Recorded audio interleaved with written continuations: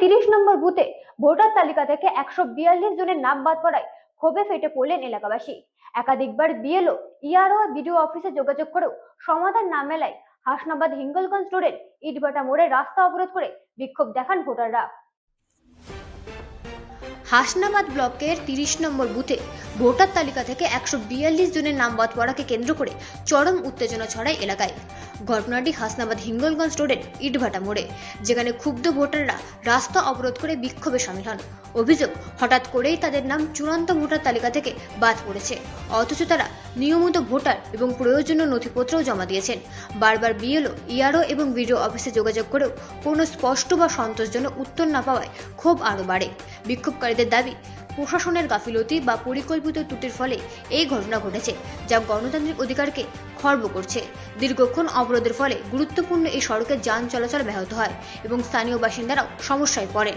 পরে প্রশাসনের পক্ষ থেকে ঘটনাস্থলে পৌঁছে পরিস্থিতি নিয়ন্ত্রণে আনার চেষ্টা করা হয় এবং দ্রুত সমস্যার সমাধানের আশ্বাস দেওয়া হলে ধীরে ধীরে অবরোধ উঠে যায়।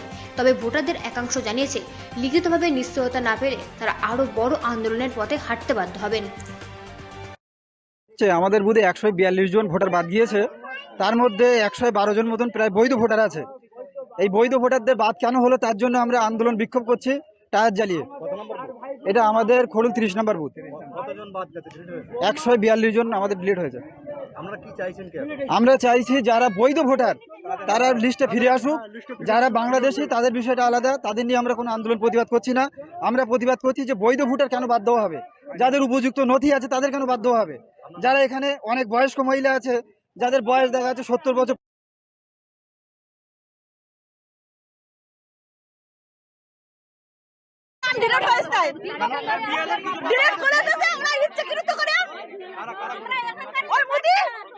জ্ঞানেশ কুমার মোদি,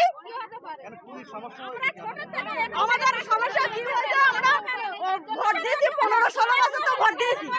আমার মা বাবা, মার বাবার সবার তো আমরা 2002 সালে ভোটার লিস্টের নাম আছে, আমরা সব প্রুফ জমা দিয়েছি।